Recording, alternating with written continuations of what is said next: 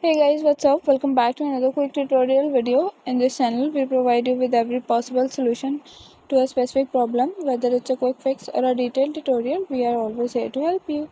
So in today's video, I'm gonna be showing you how you guys could easily fix if you can't import any of the element on Capcut. So without any further delay, let's get started.